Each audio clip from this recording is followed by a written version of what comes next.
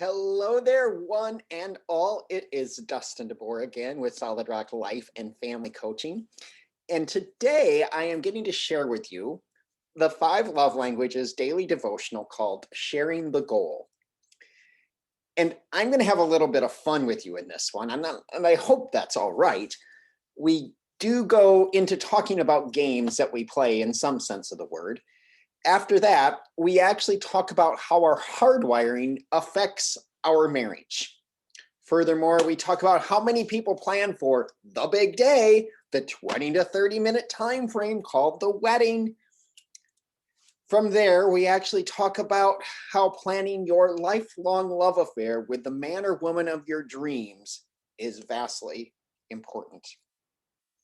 I should say really that I seek to help you plan for that in your marriage. I can't do it for you. Only you really can plan for that lifelong love affair. Then I also share with you the devotional by Gary Chapman about sharing the goal and how it does take planning and mutual planning to accomplish that life together. This leads us down another path of asking how do 2 people get to one shared goal. Through sharing with you those resources that we have, we talk about how in the dating process, a purpose for a lifetime together is truly shared. In the end, we circle back to talk about what Gary has to say again on the topic of sharing the goal. Now, if you like these videos, you know that there's a button down below usually, or a like symbol that actually could be clicked so that you're notified when these videos actually are going to be available. I highly encourage you to do that. And if you do have any questions, put them in the comment sections below, because I would love to hear from you and follow up with you if you have any questions, or if you are interested in any of the opportunities I have to foster your growth, whether it be personal growth, family growth, business growth, personal leadership, whatever the topic may be within those areas. I am available for coaching, training, and teaching, and doing other aspects of a coaching related business. I want to play that game with you that I mentioned. It's a game that you have to be quick about, and you can't just sit around and wait to answer. If you do that, you will lose. Now, there are certain types of people who love that type of talk. Yes, I am talking to you, those of you who want to take action quickly and sometimes even forcefully take it. Now, for some of you, you are like, you know what, I'll play, but I want to know what the topic is in order to know if I should even participate, because all the details in the subject matter to me. If I don't know anything about the subject, it's not worth my time in showcasing my ignorance.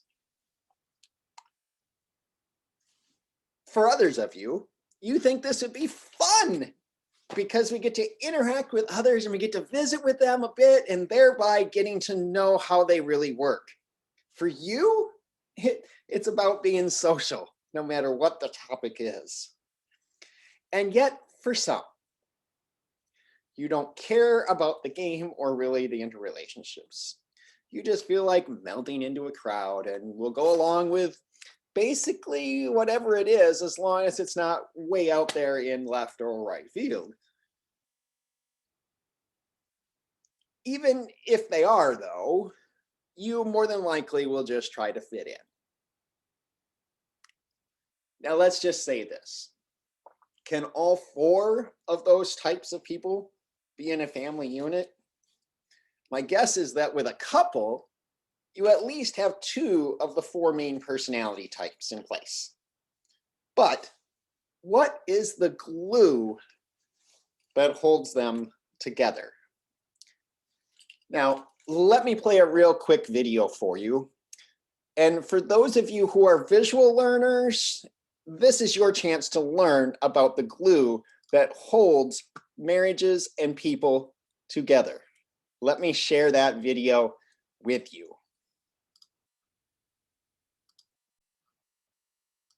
Oh,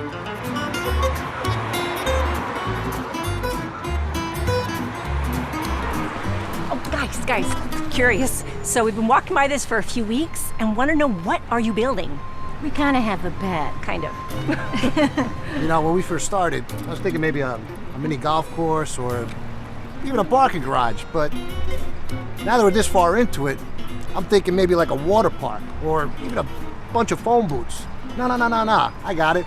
One big phone booth. Nothing's really set in stone yet, but I don't know. You got any ideas? How about a fantasy football stadium? Or a gorilla petting zoo? Ooh, a retirement home for elderly shepherds. How about a medical clinic? Just for hiccups. Okay, go with me on this. Martial arts and crafts. An Uber station. 2 words. NASA headquarters. A library that only has pamphlets. You wouldn't think of starting a big construction project without a blueprint, and yet many people live their lives just like this. Your time is your most valuable resource. Are you living your life without a plan? If you feel you're wasting your time and resources without a plan, I can help. If you need a partner in discovering your purpose, envisioning a better future, and taking crucial action steps toward your biggest goals, reach out to me today. There's no need to live like this. How about Pinata Emporium? We are cushions. Ooh, I got it. Now, I don't know what they got for sure out of that, but I think you got the point. Life needs a plan. And in Symbis, I talked recently in my seminar that I did on that so many people spend a lot of time planning for that big day, for the wedding. Well, what they really need to do, because they often forget, is to plan for that lifelong love that they are to experience after that big day. The big day is just that. It's, well, one day. Why not actually plan for your life together? So what is your plan in marriage? I mean, what is your plan for the family unit?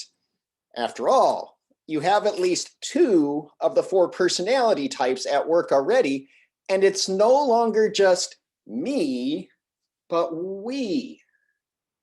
The focus has changed, and how you are leaving that identity of being a single individual to now being headed to being a couple matters. In Symbis, as I mentioned in that webinar, we take 24 different aspects of marriage and we work through them to help couples see their purpose through the 4 main aspects of marriage mindset, personal and marriage well-being, social context, and personal dynamics. That purpose is then brought into the open, and I start to help couples form their lifelong love affair known as their purpose and a shared goal for their union. This then, my friend, leads to the stages of family planning and how that family purpose works out through the stages of life. Helping families live on intention is one of the areas that, as a marriage and family coach, I absolutely love. Helping them work towards that unique purpose so that they have a better life is invigorating and fulfilling to me. And if I can help you in that way, let me know. Now, let's review what we've heard so far. 1, you heard that I wanted to play a game with you, and how there were at least 4 different primary responses to that, thus representing the 4 personalities. Secondly, in the video you heard the good old additive that you must start with a plan in mind before you ever lay the foundation to a structure. And when we heard that, some people plan then for a big day. instead of doing it for a lifetime long love affair.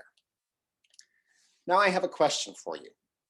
What do all of these things really have in common? Go ahead, put it in the chat feature.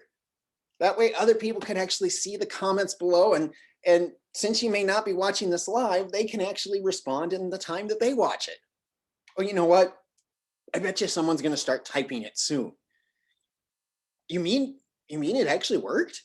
Somebody's typing? Oh wow, that'd be awesome. Oh, well, my goal, it was accomplished? Well, it's coming. I know it is. You're gonna type it in. Oh, I regress. Now back to the story. What do each of these things have in common? They all involve teamwork that moves from me to we. They involve the idea of having a shared goal for what is it that you as a couple are working on. Now, how does such a topic apply in the 5 love languages? At last, the wall was completed to half its heights around the entire city, for the people worked with enthusiasm. Nehemiah 4, verse 6. As a couple, Gary Chapman asks his people, his clients, what is your shared goal? Perhaps it's a smooth running home, a harmonious relationship, a sense of fairness. Recently, Gary said, when a woman was in his office complaining that her husband didn't help her around the household responsibilities, she said, we both work full time, but he expects me to do everything around the house while he watches TV and unwinds. Well, maybe I need to unwind too. Now, clearly, this couple has not identified their shared goal. The players on an athletic team do not all perform the same tasks. Those of you that have been watching football lately probably know that. But they do have the same goal. That was also true when Nehemiah led the Israelites to rebuild the wall around Jerusalem. Some of them rebuilt the gates, some carried materials, and some stood guard, watching for those who wanted to sabotage the work. The individuals had separate tasks, but they were unified in their ultimate goal, making the city of Jerusalem safe again.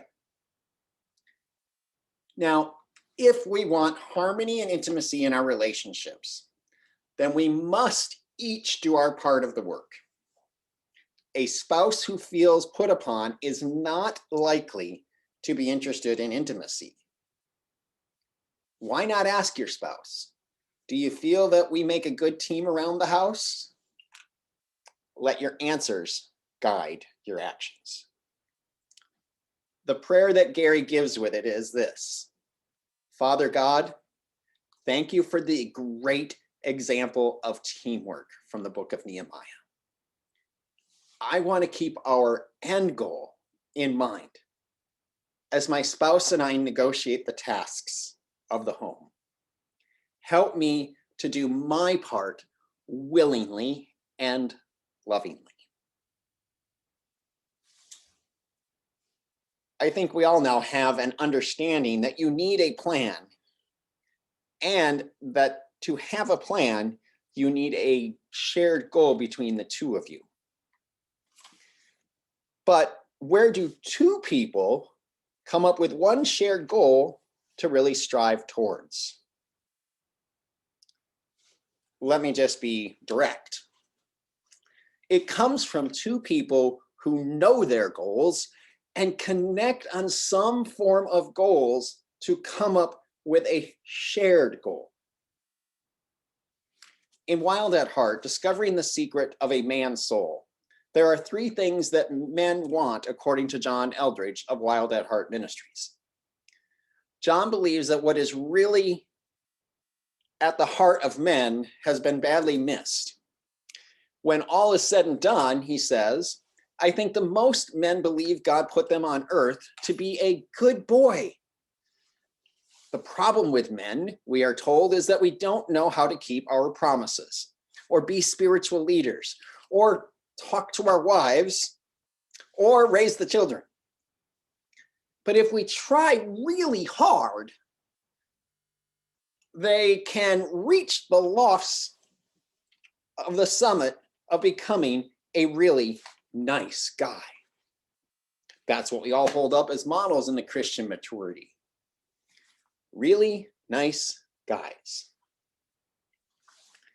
Now, in all your boyhood dreams growing up, John writes, did you ever dream of becoming a really nice guy? Ladies, he asks, was the prince of your dreams dashing or merely nice? I believe that this dedication to niceness is the reason that there are so many tired and lonely women, or so many fatherless children, and so few men around. He continues in his writing and says, we've taken away the dreams of a man's heart and told him to play the man. Or as C.S. Lewis has written, we castrate the gelding and bid him be fruitful. Deep in his heart, every man longs for a battle to fight, an adventure to live, and a beauty to rescue. That is how he bears the image of God. That is what God made him to be. In the counterpart to Wild at Heart, captivating, revealing the essence of a woman's soul, John and his wife Stacy revealed the three main tenets of a woman's soul, which are, one, she longs to be swept into a romance. Secondly, to play an irreplaceable role in the adventure. And third, to be the beauty of that story. I say this in conjunction with the topic of shared goals for this reason. The battle that the guy fights is very much an internal battle of seeing his worth before a holy and righteous Heavenly Father. Pressures around the clock battle with the man to remind him that temptation is really who he really is, when in reality, it's not. A guy longs to have an adventure to really live, not just escape to, but to truly live into. This speaks to the purpose of a man and what he is actually called to do individually. Once he figures out what his adventure is, then he is to live or walk into it and to experience and claim his identity. And third, a man longs to find a beauty to rescue, and in so doing, invites her in to an irreplaceable role in his adventure. That is how a shared desire becomes something that is not just me-centered, but is we-centered. When a man asks a lady to join him in matrimony, he is literally asking her, does this adventure sound good to you? Is this something that brings out a purpose in you? And if you come with me on this adventure and link with me through marriage, this shared goal becomes a driving point in their marriage. It takes teamwork for sure. And on certain things, there's room to discuss and debate and to argue back and forth per se. We know that happens. But if there is not a shared adventure, what is the goal of the marriage? What is it that you are living into as a unified couple before God in covenant? In summary, just like Gary Chapman stated, I end with it. As a couple, what is your shared goal? Perhaps it's a smooth running home, a harmonious relationship, a sense of fairness. The players on an athletic team do not all perform the same tasks, but they do have the same goal. That was also true when Nehemiah led the Israelites to rebuild the city walls around Jerusalem. Some worked on the gates, some carried materials, others stood guard, watching to see for those who would sabotage the work. The individuals all had separate tasks, but they were united in their ultimate goal, making the city of Jerusalem safe again.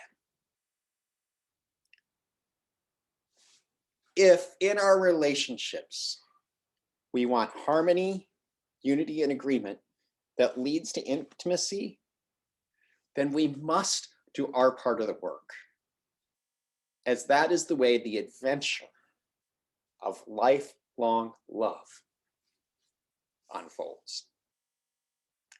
Until next time, again, if you like this presentation and feel I can help you in developing lifelong love, I certainly am up to that, because I really want to help other people excel in faith, family, and freedom so that they can be a real success on the stage of life that matters most, their front door. Follow me on Facebook, Instagram, Twitter, LinkedIn, YouTube. You can also react to any of the posts on any of the platforms. Until later, may you be blessed to be a blessing, to give hope to a world that truly needs it at such a time as this. I look forward to talking with you later. Have an awesome day. Be blessed.